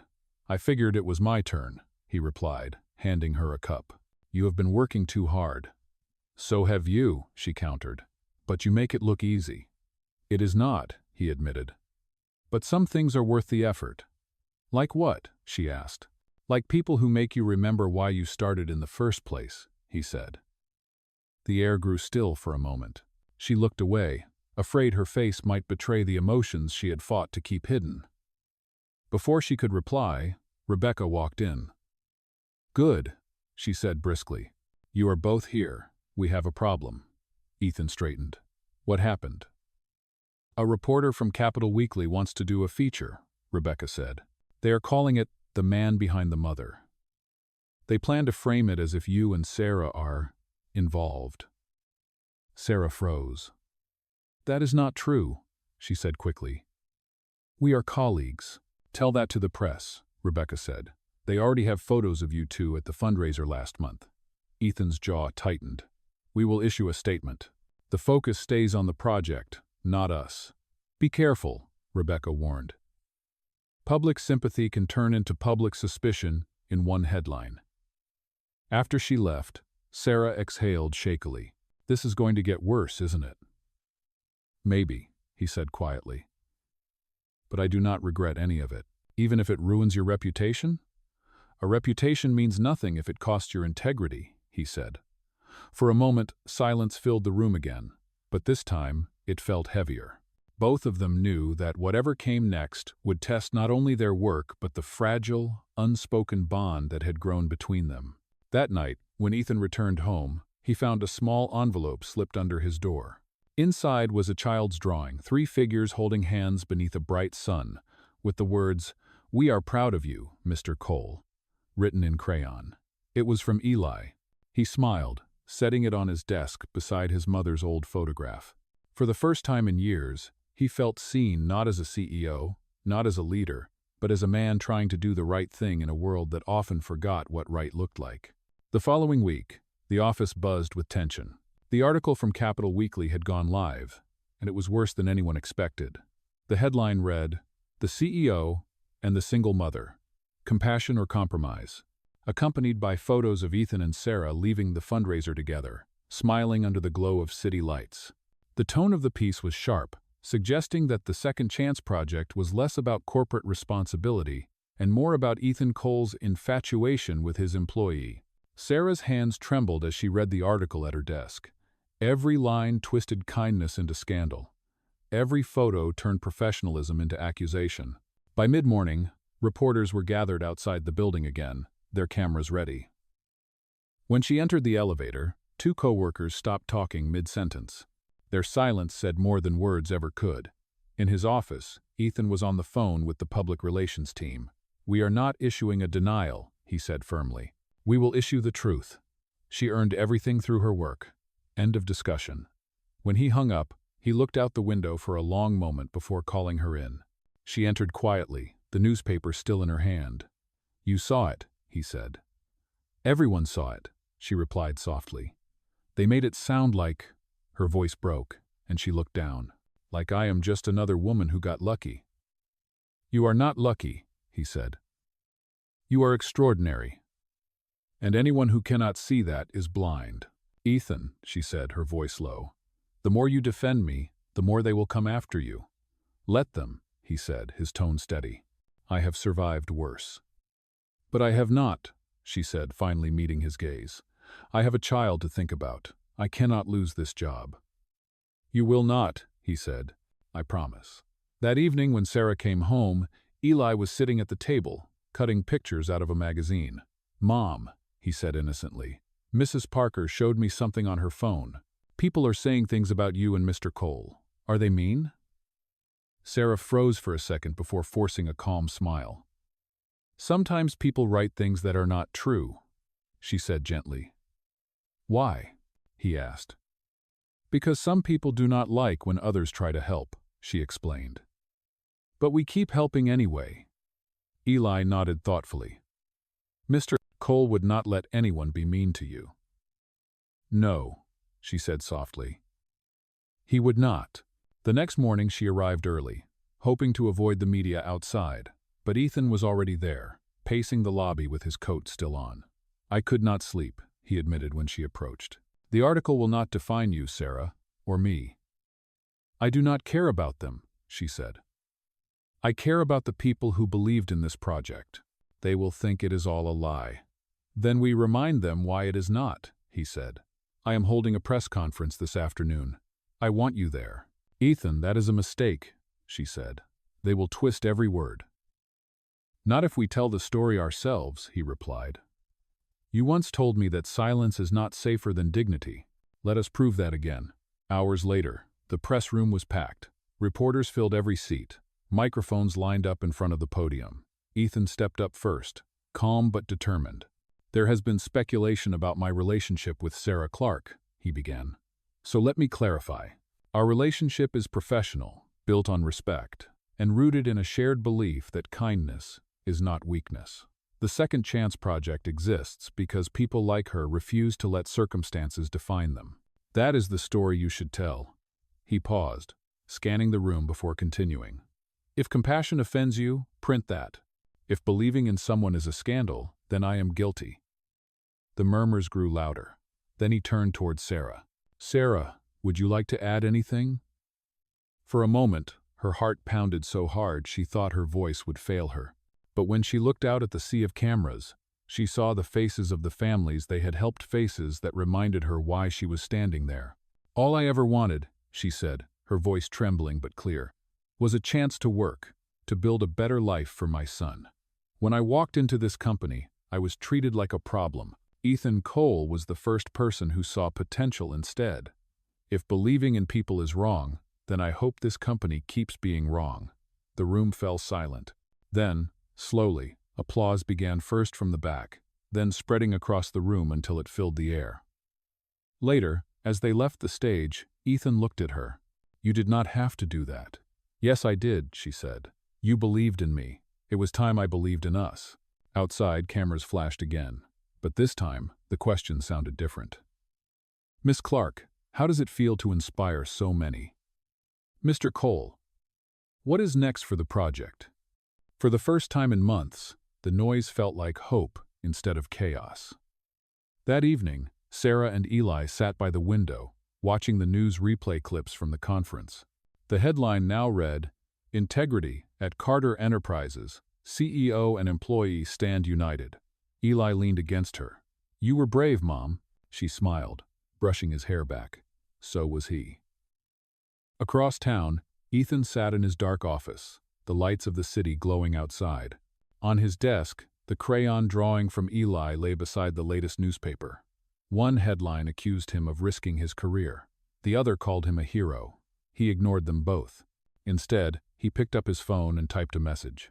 Sarah, you reminded me today that truth does not need defending, it just needs courage. Thank you. When she read it, sitting quietly beside her sleeping son, she whispered into the night, Thank you for standing with me, Ethan. And for the first time in a long while, both of them felt free. The press conference changed everything. Within days, public opinion shifted from scandal to admiration. Media outlets praised Ethan's honesty and Sarah's courage. The phrase, second chance culture, began trending online, turning into a nationwide conversation about fairness in the workplace. Donations poured in, and dozens of companies reached out to partner with Carter Enterprises. For Sarah, it felt surreal. She went from being doubted and whispered about to being seen as the face of something bigger than herself. But the sudden fame also brought exhaustion. Between interviews, meetings, and travel, her days blurred into long stretches of movement and responsibility. Still, she never complained. Every time she saw a single parent walk out of the building with a new job or training opportunity, she remembered why she started. One Friday evening, as she finished typing a report, Ethan knocked on her office door. "You are still here?" he asked, holding 2 cups of coffee. "You are the one who taught me that purpose does not clock out at 5, she said with a tired smile. "Touché," he said, handing her a cup. "I wanted to say thank you. What you did at the conference, it reminded people that leadership is not about power, it is about people." "We did it together," she said. "We always have." He hesitated, as if weighing whether to speak his next thought. "Sarah, there is something I have been meaning to tell you." "That sounds serious," she said, half laughing. "It is," he admitted. "I have been offered a position with the Global Development Council. They want me to lead an international initiative on corporate responsibility." Her smile faltered slightly. "That is amazing," she said. "You deserve it." "It would mean relocating to Geneva for at least a year," he added quietly. The words hit her harder than she expected. "Geneva," she repeated softly. "That is far." "I have not decided yet," he said quickly. "I would not leave without knowing that this company and the project are in good hands." "You already know they are," she said. "You built something strong enough to stand without you." "That is because you are here," he said. "You became the foundation, Sarah." Her throat tightened. "Ethan, if this is what you have worked your whole life for, you cannot turn it down because of me." "It is not because of you," he said. "It is because of what we built. Because, for the first time, I have something that feels right." She looked at him, her heart pounding in her chest. "You will know what to do," she said finally. "You always do." The next few days were quiet but heavy. The company continued to thrive, but the thought of Ethan leaving cast a shadow over everything. When she saw him in meetings, he seemed distant, thoughtful. One evening, as she was leaving, she found him sitting in the lobby, staring at the framed photos of the second chance families on the wall. "Do you remember the first day you came here?" he asked as she approached. "You were wearing that old gray coat, holding Eli's drawing." She laughed softly. "I remember being terrified. I thought I was about to lose another chance. And now look at you," he said. "You changed lives, Sarah. You changed mine. Do not make this harder," she whispered. "If you go, go knowing you left something good behind." He stood and looked at her for a long moment. "You are something good," he said quietly. The words lingered between them, like a confession neither could take back. That night, Sarah lay awake, staring at the ceiling. The idea of him leaving hurt more than she wanted to admit. She told herself it was because of the work, because she needed his leadership, his guidance, but deep down, she knew it was something else. Across the city, Ethan sat in his penthouse, reading through the contract again. The position was everything he had ever dreamed of: global reach, prestige, the power to make change on a larger scale. But for the first time, he was not sure if he wanted it. The following week, he called a meeting with the board. "I have made my decision," he announced. "I am declining the offer." Rebecca looked stunned. "You are turning down the Global Council?" "I am," he said simply. "Carter Enterprises has become more than a company. It is a movement. I cannot walk away from that." Later that day, Sarah found a note on her desk written in his familiar handwriting. "I stayed. Not for the company, for the people who remind me what it means to care. Thank you for being one of them." She read it twice, her hands trembling slightly. That evening, as she picked up Eli from school, he asked, "Mom, why are you smiling like that?" She laughed. "Because sometimes the right people stay." That night, she sent Ethan a message. "Thank you for choosing to stay. The world might not know it yet, but you are already making it better." He replied within minutes.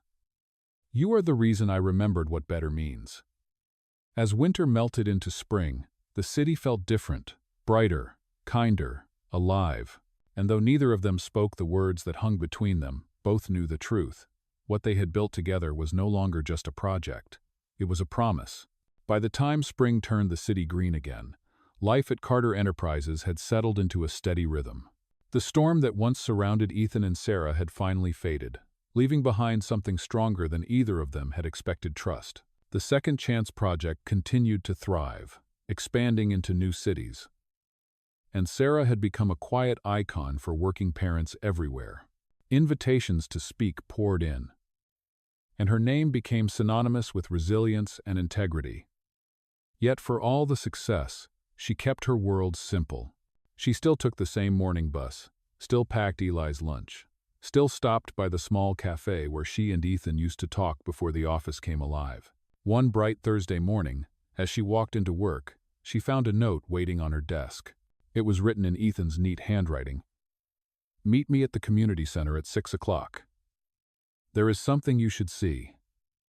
She smiled, curious but slightly nervous. When she arrived that evening, the sun was setting over the skyline, painting the sky in streaks of gold and rose. The old community center had been transformed into something new, a bright, welcoming space with a sign that read, "The Second Chance Foundation." Inside, volunteers were arranging chairs and setting up tables stacked with computers and books. Children laughed in a corner, while parents filled out applications for training programs. Ethan stood near the stage, sleeves rolled up, helping move boxes. When he saw her, his face lit up. "You came," he said, his voice warm.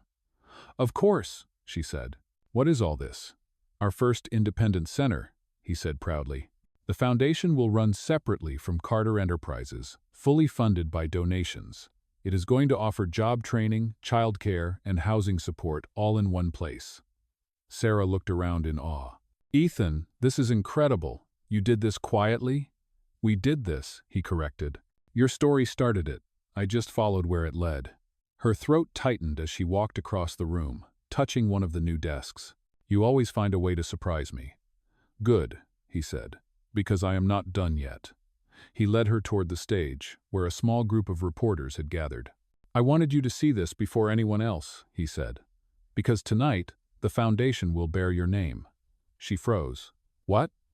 "It is called the Clark Initiative," he said softly, "in honor of you and every parent who fought for a second chance." "You cannot stop me," he said with a small grin. "You earned this." "You do not understand," she said, her voice trembling. "I never wanted the spotlight." "And that is why you deserve it," he replied gently. "You stood for people who could not stand for themselves. You gave this place meaning." For a moment, she could not speak. Then, quietly, she said, "You make it sound like I changed the world." "You did," he said simply. When the ceremony began, Sarah stood beside him as the audience applauded. She tried to steady her breathing, her heart pounding with emotion. Ethan spoke first, his voice calm and sincere. "Sometimes leadership means standing in front. Sometimes it means standing beside. Tonight, I stand beside the person who reminded me that kindness is not a weakness, it is a strength." When he gestured to her, the applause grew louder. Cameras flashed as Sarah stepped up to the microphone. "I never imagined this," she began, her voice shaking slightly. "A year ago, I walked into an interview carrying my son and a stack of rejection letters. I thought I was at the end of my road, but someone gave me a chance, and it changed everything. Not because he was a CEO, but because he was human." The room grew quiet. "This foundation is not about me," she continued. "It is about all of us, the ones who have fallen, the ones who have been overlooked, and the ones who dared to try again. Because sometimes, a second chance is not a gift, it is a responsibility." The audience rose to their feet in a standing ovation. Ethan watched her with quiet pride, his expression soft and full of admiration. Later, when the crowd had thinned and the lights dimmed, Sarah found him sitting alone in the corner of the stage, looking at the plaque that now bore her name. "You really did it," she said. "You made something permanent." "You did," he said without looking up. "I just made sure the world knew it." She sat beside him. "You know, I think your mother would have been proud." "I hope so," he said quietly. "She used to say that the best kind of success is the kind that lifts others." It took me a long time to understand what she meant. "You live it now," Sarah said softly. They sat in silence for a moment, listening to the faint sounds of laughter and music from the next room. Then Ethan turned to her. "Sarah," he said, "I need to tell you something before I lose my nerve." "What is it?" she asked. "For a long time, I thought I was building this company to make my mother proud," he said. "But lately, I realized I have been building it because of you, because you reminded me what humanity looks like." Her heart caught in her chest. "Ethan." He looked down, almost shy. "You do not have to say anything. I just needed you to know." She took a deep breath, her eyes shining. "I do not know what the future looks like," she said. "But I know this. You are not the same man I met in that lobby. You are better." "Because of you," he said simply. They smiled at each other, both knowing that their story was far from over, but for the first time, it no longer needed to be perfect. It was already real. The weeks after the foundation launch were some of the most meaningful days Sarah could remember. The Clark Initiative became more than a name. It became a living network of compassion. Families began to fill the new center, each with a story that reminded her of where she once stood. She worked closely with Ethan every day, sometimes until late into the night, planning expansions, creating mentorship programs, and helping shape policy with city officials. Their partnership had become seamless, a balance of vision and empathy. But behind the success, there was an unspoken tenderness growing stronger between them. It was not sudden. It had bloomed slowly, like spring thawing through the snow. One afternoon, Sarah visited the foundation alone to meet a new group of participants. Among them was a young mother holding a baby, her eyes tired but hopeful. "I was scared to even come," the woman admitted. "I thought people would judge me." Sarah smiled warmly. "They will not. You are exactly who this place was made for." As she walked back to her car later, she paused to watch the sunset over the city. For the first time, she felt peace not because everything was perfect, but because she knew she was where she belonged. That night, Ethan called her. "I need a favor," he said. "Meet me at the office. It is important." When she arrived, the building was dark except for the light in his office. He was standing by the window, hands in his pockets, looking uncharacteristically nervous. "What is going on?" she asked. "Close your eyes," he said. "Ethan, what are you doing?" "Trust me," he said. She sighed but obeyed. After a few seconds, he said softly, "Okay, open them." When she did, she gasped. The office had been transformed. On the table lay dozens of drawings from children who had benefited from the project, colorful crayon pictures of houses, families, and bright suns. In the center was one familiar drawing, Eli's, the one of the three of them standing beneath a shining sundae. "Where did you get these?" she whispered. "The kids sent them as thank you notes," he said. "I thought you should see them before they go on display at the foundation." She looked at the drawings, emotion catching in her throat. "They are beautiful." "They are," he said softly. "Just like the person who made them possible." She turned toward him, her eyes meeting his. "Ethan." "Sarah," he said quietly. "I meant every word I said at the ceremony. You changed everything. You changed me. You give me too much credit," she said, her voice trembling slightly. "No," he said, stepping closer. "I do not give you enough." For a moment the world seemed to stand still. There was no sound but the hum of the city below. Then, almost hesitantly, he reached for her hand. "You do not have to say anything," he said. "I just needed you to know how I feel." She looked down at their joined hands, her heart racing. "Ethan," she said softly, "I do not know what this is yet, but I know it is real. And I am not ready to lose it."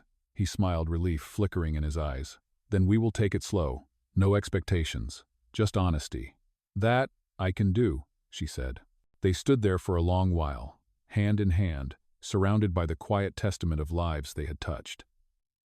The next morning, Sarah woke to find the city bathed in golden light. As she walked Eli to school, he chattered about his art project and how he wanted to draw another picture for Mr. Cole. "He said he is proud of me," Eli said proudly. "He is," Sarah said with a smile. "So am I." "Do you like him, Mom?" Eli asked suddenly. "He likes you." Sarah blinked, caught off guard. "Why do you say that?"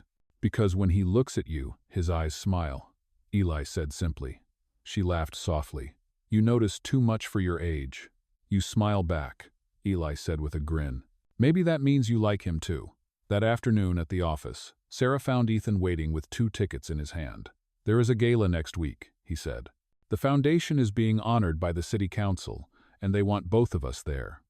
"Both of us?" she asked. You are the reason it exists, he said. They will want to hear from you. Public speaking still terrifies me, she admitted. Then I will be standing right next to you, he said, smiling. She hesitated, then took the ticket. Fine. But if I freeze up, you are doing the talking. Deal, he said.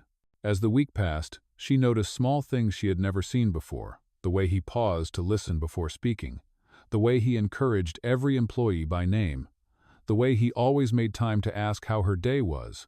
The distance that once existed between them had dissolved, replaced by something gentle and steady. On the evening of the gala, as they stood together before the crowd, Sarah spoke from her heart once more. We built this not for fame, not for applause, she said, but because everyone deserves to be seen. If one act of kindness can change a life, imagine what 1,000 can do.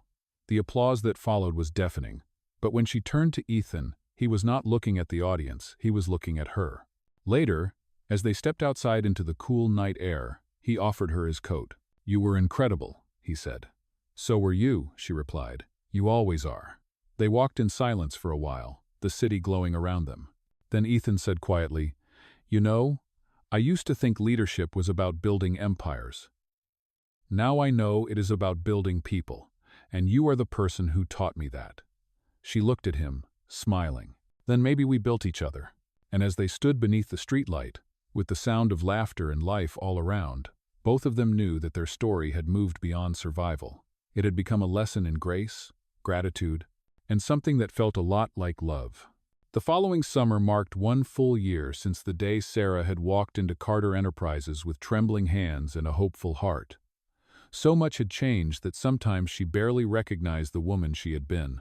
The Clark Initiative had expanded to 6 new cities, helping thousands of parents rebuild their lives. The company had become a model for ethical leadership across the country, and Ethan had been invited to speak before national organizations about responsible capitalism. But beneath all the headlines and applause, the quiet truth of their journey rested in something simpler, the genuine care they had built between them. On a warm June morning, Sarah sat on the balcony of her small apartment, sipping coffee while Eli painted on the patio table. He was older now, taller, but still carried the same joyful energy that had pulled her through so many dark days. Mom, he said, holding up his drawing, I made this for Mr. Cole. Can you give it to him? She looked at the paper, a bright sun shining over 3 figures again.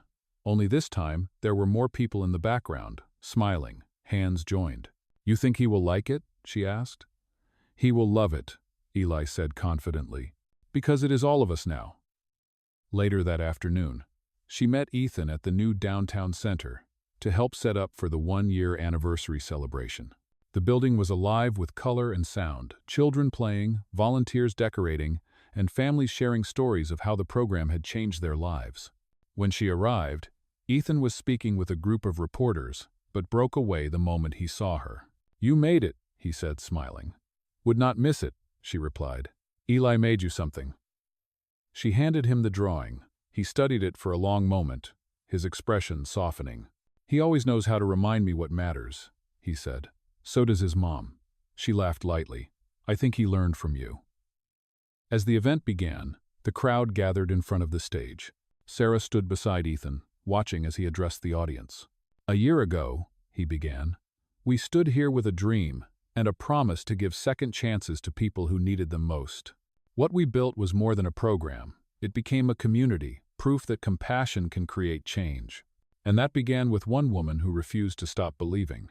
He turned toward her then, and for a moment, the entire room seemed to fade away. Sarah Clark, he said, you showed us all what integrity looks like. You taught us that leadership has nothing to do with status and everything to do with heart. The applause that followed was thunderous. Sarah felt her eyes sting as she stepped forward to speak. When I first came here, I was just a mother trying to find a job, she said, her voice steady.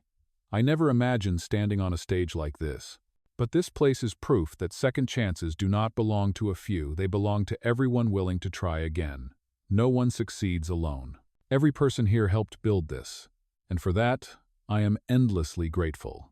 The crowd rose to their feet. As she stepped back, Ethan reached out and took her hand, the gesture small but full of meaning. Cameras flashed, but neither of them noticed. After the speeches, as the music started, and families gathered to celebrate, Sarah and Ethan slipped outside for a moment of quiet. The sky was painted with streaks of orange and pink, and the sound of laughter carried through the open doors. "Do you ever think about that first day?" she asked softly. "Every time I see you walk into a room," he said, "you reminded me that success without kindness is just noise. And you reminded me that power can be good if it is used to lift others," she said. He looked at her then, his voice low. "We make a good team, you and me. The best," she said. For a moment they stood in silence, the evening breeze gentle against their faces. Then he reached into his pocket and handed her a small envelope. "What is this?" she asked. "Open it," he said. Inside was a photograph, one of the Foundation's earliest events. She was standing at a podium, speaking passionately, while Ethan watched from behind her with quiet admiration. On the back he had written, "You were the heart of it all. Always have been." She looked up at him, her eyes shimmering. "Ethan." He smiled. "No speeches tonight. Just gratitude." "Then let me say one thing," she said softly. "Thank you for seeing me when no one else did." "Thank you," he replied, "for showing me how to see differently." They stood together under the fading light, two lives that had collided by accident but intertwined by purpose. The world around them moved on music, laughter, hope, but for a few seconds. It was just them, standing in the quiet fulfillment of everything they had fought for. Later that night, Sarah walked home with Eli, his small hand in hers. "Did you have fun?" she asked. "The best," he said. "Everyone said you are a hero, Mom." She smiled, squeezing his hand gently. "Maybe we are all heroes in our own way." When they reached their apartment, she glanced at the photo in her bag, then up at the stars above. Across town, in his quiet office, Ethan placed Eli's newest drawing beside his late mother's photograph. For the first time in years, he felt complete. The city that once felt cold and unkind now glowed with light, and every one of those lights, he knew, was a second chance made real. And as both of them closed their eyes that night, one in a modest apartment, the other in a high-rise overlooking the city, they shared the same quiet thought, that sometimes the most powerful love stories are not written in promises, but in actions that change the world.